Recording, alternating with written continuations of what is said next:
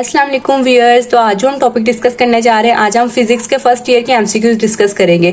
ये जो एमसीक्यूज हैं ये पास पेपर से लिए गए हैं और ये बहुत ही इंपॉर्टेंट एमसीक्यूज हैं। अगर आप इनको फॉलो करते हैं तो आपके इंशाल्लाह 90 to 95% मार्क्स जरूर आएंगे एमसीक्यूज में। तो अगर आपको ये वीडियो अच्छी लगे तो इस वीडियो को लाइक करें, शेयर करें, सब्सक्राइब करें। चलिए शुरू करते हैं। फर्स्ट एमसीक्यूज है हमारे पास, the dimensions of the torque is. हम लोगों ने डायमेंशन फाइंड करनी है टॉर्क की। टॉर्क का फॉर्मूला हम लोग जानते हैं कि टॉर्क किसके बराबर होता है, आर क्रॉस एफ के बराबर होता है। तो टॉर्क हम लोग जानते हैं, torque is equal to r cross F. इसके अंदर हम लोग यूनिट्स लिख लेते हैं। हमारे पास जो आर का यूनिट होता है वो मीटर आ गया, एफ का यूनिट हमारे पास सिंपल होता है केजी मीटर पर सेकंड स्क्वायर। तो अगर हम लोग इसको सॉल्व करते हैं तो हमारे पास आ जाता है केजी मीटर स्क्वायर पर सेकंड स्क्वायर। तो अगर हम इसकी डायमेंशंस निकालें तो हमारे पास सिंपली जो डायमेंशंस आ जाएंगी वो ये आ जाएंगी कि M L square T minus 2 dimension I. तो इसके अंदर से हम लोग देख लेते हैं हमारे पास क्या ये डायमेंशन गिवन है। तो हमारे पास गिवन है B option is the correct option for the MCQs number 1। So we tick B option. B option हमारे पास टॉर्क की डायमेंशन निकल आई जो कि थी हमारे पास M L square T minus 2।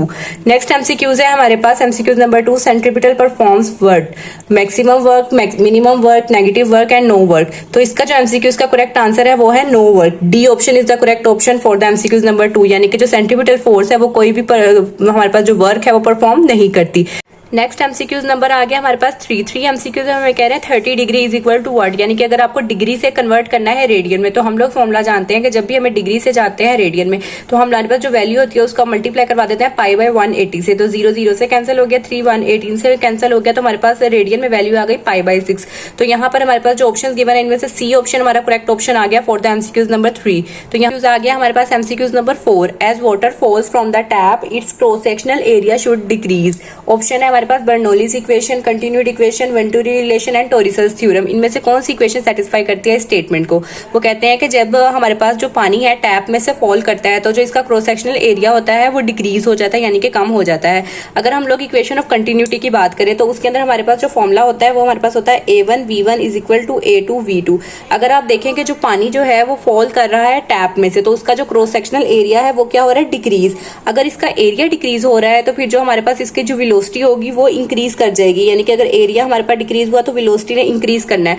तो ये रिलेशन से हम लोग इसको कह सकते हैं कि एरिया की बात हो रही है तो कंटिन्यूटी रिलेशन का ये रिलेशन होता है A1 V1 is equal to A2 V2। तो जो कंटिन्यूटी रिलेशन है वो इसको सेटिस्फाई कर रहा है। तो B option is the correct option for the MCQs number 4। MCQs number 5 आ गया, the product of frequency and time period is equal to.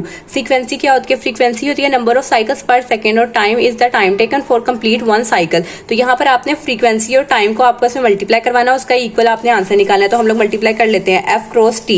यहाँ पर एफ का फॉर्मूला हम लोग जानते हैं, जो एफ होता है वो रेसिप्रोकल ऑफ टाइम के इक्वल होता है। तो यहाँ पर एफ की जगह पे हम लोग लिख सकते हैं 1/t और 1/t। तो टी से कैंसिल हो गया तो हमारे पास जो एफ की वैल्यू क्या आ गई 1, यानी कि अगर हम लोग एफ क्रॉस टी का आंसर निकालते हैं तो वो 1 के बराबर आता है। तो एमसीक्यूज का ए आंसर हमारा करेक्ट आ गया।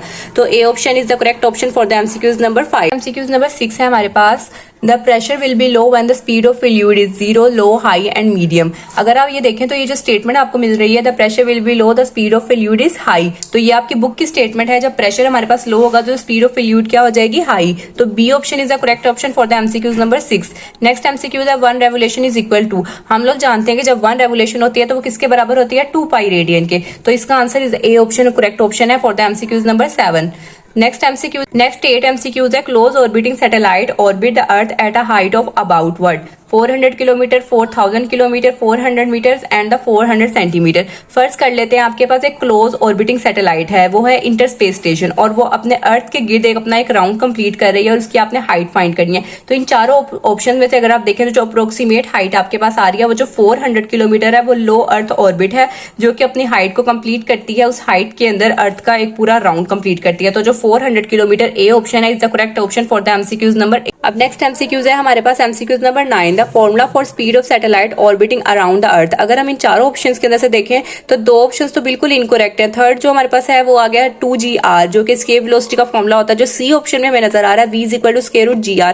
अगर हम लोग इस ऑप्शन को देखें तो हमारे पास ये फॉर्मूला बन जाता है स्पीड ऑफ लाइट का, orbital speed close to the earth. हम लोगों ने फाइंड ही यही करना था कि हम लोगों ने स्पीड फाइंड करनी थी सैटेलाइट की, जो कि ऑर्बिटल स्पीड कहलाती है और वो अर्थ से बहुत ज्यादा क्लोज होती है। तो हमारे पास जो C option is the correct option for for the MCQs number 9 यानी कि v is equal to square root GR हमारे पास आ गया स्पीड ऑफ सैटेलाइट का फॉर्मूला। नेक्स्ट एमसीक्यूज देख लेते हैं। एमसीक्यूज नंबर 10 है work is negative and angle between F and D।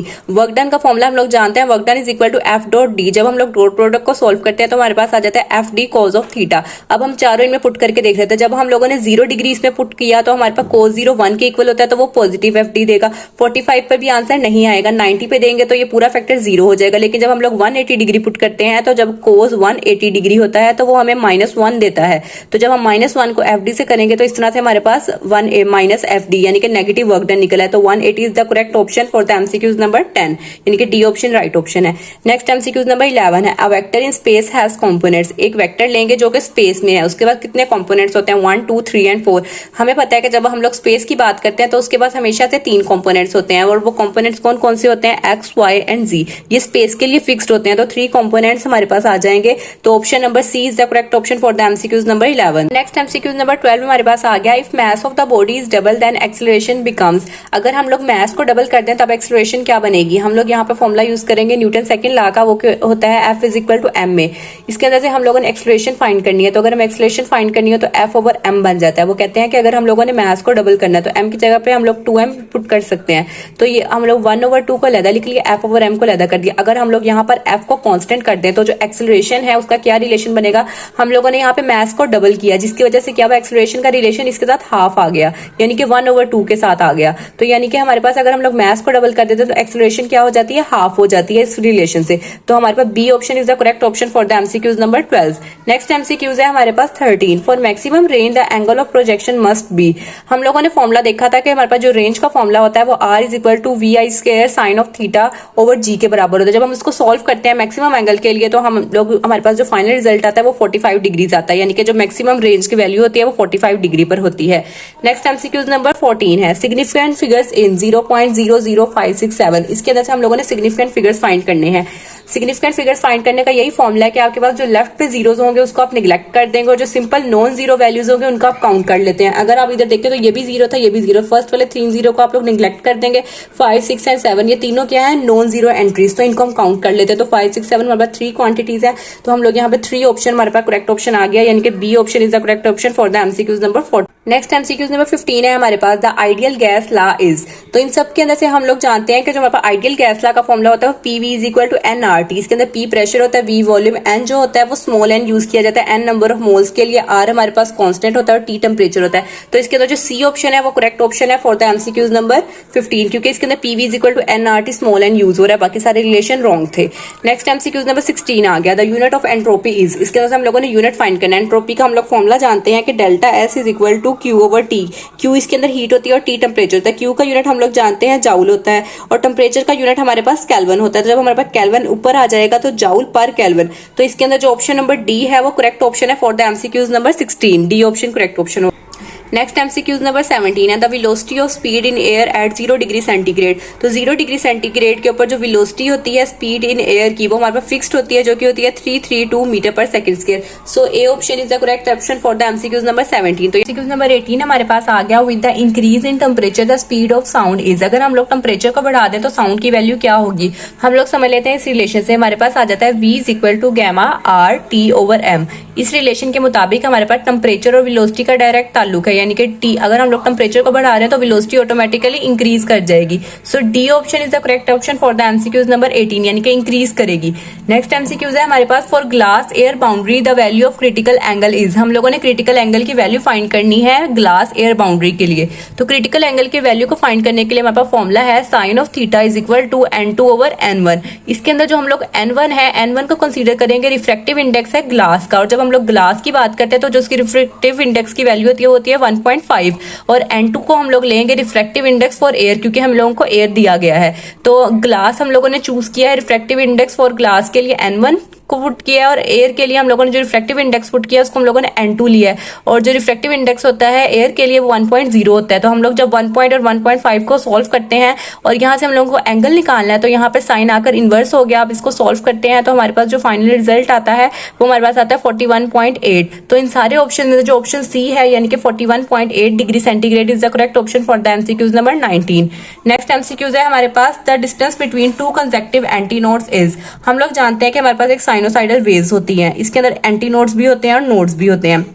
तो ये हमारे पास नोड होती है, ये एंटी नोड होती है। तो इसका यहाँ से लेकर इतना डिस्टेंस π/4 होता है और इसका सिंपली डिस्टेंस π/4 होता है। और अगर आपको यहाँ से दो एंटी नोड्स के दरमियान का डिस्टेंस निकालना है तो जब आप π/4 को प्लस करते हैं तो इन दोनों के दरमियान का जो कंसेक्टिव डिस्टेंस आता है एंटी नोड्स के लिए वो π/2 होता है। तो हमारे पास डी ऑप्शन करेक्ट ऑप्शन है फॉर द एमसीक्यूज नंबर 20। यहाँ next MCQs number 21, 1 giga is equal to, giga की वैल्यू हम लोग जानते हैं वो 10 की पावर +9 होती है। So A option is the correct option for the MCQs number 21।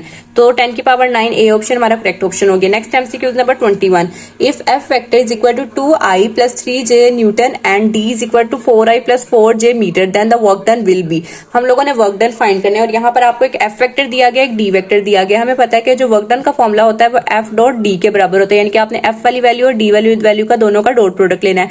F की वैल्यू हमारे पास आ गई 2i + 3j और यहाँ पर जो न्यूटन दिया गया है वो उसका यूनिट दिया गया है। डी की वैल्यू आ गई 4i + 4j और मीटर भी किसका यूनिट दिया गया आपको पास डी का। अब आपने क्या करना है, आई वाली वैल्यू को आई वाली इस वैल्यू से मल्टीप्लाई कर देना और जे वाली को जे से। अब हम लोग जब 2 को 4 से मल्टीप्लाई करते हैं तो वो आ जाता है 8 और इसी तरह हम लोग जब आई वाली वैल्यू को आई वाले के साथ डॉट प्रोडक्ट ले लेंगे। सिमिलरली 3 को आपने 4 से मल्टीप्लाई किया 12 आ गया और जे डॉट जे आ गया, साथ में इसके साथ न्यूटन था और इसके साथ मीटर था। तो हमारे पास आ गया, जब आपको पता है कि जो आई डॉट आई होता है वो 1 के इक्वल होता है तो सिंपली हम लोग 8 न्यूटन लिख देंगे और इसके साथ क्या आ जाएगा 12 मीटर। तो जब आप 8 को 12 में प्लस करते हैं तो आपके पास आ गया 20 न्यूटन मीटर और न्यूटन मीटर हम लोग जाउल भी लिख सकते हैं क्योंकि ये वर्क का यूनिट है। तो हमारे पास जो 20 जाउल है वो करेक्ट ऑप्शन आ गया फॉर द एमसीक्यूज नंबर 22, यानी C option is the correct option 20 joule. Next MCQs number 23 है, kilowatt hour is the unit of work, power, force and momentum. तो किलोवाट आवर हम लोग जानते हैं कि किसका यूनिट होता है, वो होता है यूनिट वर्क का। So A option is the correct option for the MCQs number 23। Next MCQs number 24 है हमारे पास, the weight of the body at the centre of earth. हमारे पास बॉडी का वेट क्या होगा सेंटर ऑफ अर्थ पे। हम लोग जानते हैं कि जो वेट होता है वो बेसिकली फोर्स ही होती है जो कि ग्रेविटी की वजह से लग रही होती है। तो सेंटर ऑफ अर्थ पे हमारे पास ग्रेविटेशनल फोर्स होती है और जो ग्रेविटेशनल फोर्स होती है वो हमारे पास जितनी भी डायरेक्शन में फोर्स लग रही होती है उनको कैंसिल कर देती है। तो वेट का हमारे पास फॉर्मूला आ जाता है W = mg। तो ये W = mg हमारे पास वेट है। वेट किसकी वजह से लग रहा है, ग्रेविटेशनल फोर्स की वजह से। तो ग्रेविटेशनल फोर्स तमाम उसके अंदर जितनी भी फोर्सेज है उनको कैंसिल कर देती है। तो हमारे पास जो डायरेक्ट आंसर आ जाता है वो वेट हमारे पास 0 हो जाता है। तो अगर हमारे पास वेट 0 हो गया तो हमारे पास वेट सिंपली किसके इक्वल होता है, ग्रेविटेशनल फोर्स के। अगर वेट 0 है तो फिर हमारे पास फोर्स भी 0 हो जाएगी। तो हमारे पास करेक्ट ऑप्शन आ गया सी ऑप्शन, यानी कि 0 ऑप्शन करेक्ट है for the MCQs number 24। Next MCQs है हमारे पास 25, a mass of 1 kg is freely falling on the force of gravity is. अगर हमारे पास जो मास है वो 1 kg है फ्रीली फॉलिंग बॉडी का और आपने फोर्स ऑफ ग्रेविटी फाइंड करना है तो हम लोग फॉर्मूला जानते हैं F = mg के बराबर होता है। मैस हमारे पास यहाँ पर आ गया 1 kg और g का फॉर्मूला हम लोग जानते हैं 9.8 मीटर/सेकंड होता है। 1 को हम मल्टीप्लाई करेंगे तो 9.8 न्यूटन हमारे पास करेक्ट आंसर, यानी कि B option is the correct option for the MCQs number 25। Next MCQs है SI unit for the coefficient of viscosity. Viscosity के फॉर्मूले के मदद से अगर आप इसका यूनिट निकालेंगे तो आपके पास जो ए ऑप्शन में लिखा हुआ है kg/मीटर/सेकंड वो करेक्ट ऑप्शन है हमारे पास एमसीक्यूज नंबर 26 के लिए।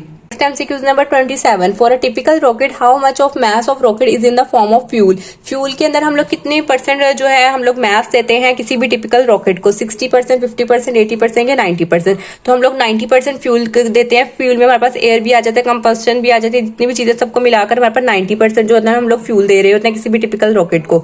तो 90% is the correct answer for the MCQs number 27। Next MCQs number 28 है हमारे पास, if time period of simple pendulum is 2 second then frequency will be. अगर हमारे पास टाइम की वैल्यू गिवन है 2 सेकंड, आपने फ्रीक्वेंसी फाइंड करनी है।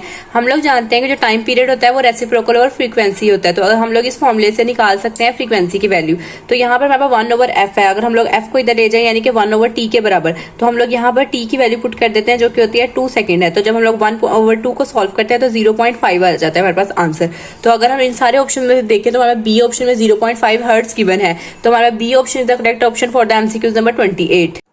नेक्स्ट एमसीक्यूज नंबर 29 है हमारे पास, the louder the sound the greater will be, speed, frequency, amplitude and wavelength. हम लोग जानते हैं कि लाउडनेस का जो एम्पलीट्यूड के साथ जो ताल्लुक होता है वो डायरेक्ट होता है। अगर हम लोग लाउडनेस को बढ़ाते हैं तो इसके साथ साथ एम्पलीट्यूड भी बढ़ जाती है। तो इस तरह से हमारे पास जो ऑप्शन नंबर सी है यानी कि amplitude is the correct option for the MCQs number 29। Next MCQs है, the difference between CP and CV is equal to. जो हमारे पास सीपी और सीवी ये दोनों कॉन्स्टेंट्स होते हैं, ये किसके इक्वल होते हैं, Planck constant, molar gas constant, general gas constant and Boltzmann constant. तो इन सब के अंदर से हमारे पास जो बी ऑप्शन है यानी कि जनरल गैस कांस्टेंट, इसको हम लोग रिप्रेजेंट करते हैं आर से, यानी कि जो सीपी माइनस सीवी होता है ये बराबर होते हैं आर के, और आर को हम लोग शो करते हैं जनरल गैस कांस्टेंट से। तो option number B is the best option for the MCQs number 30। तो यहाँ तक हमारी वीडियो कंप्लीट हो जाती है। इस वीडियो में हम लोगों ने 30 एमसीक्यूज डिस्कस किए हैं। I hope you will like well and understand well. Thanks for watching.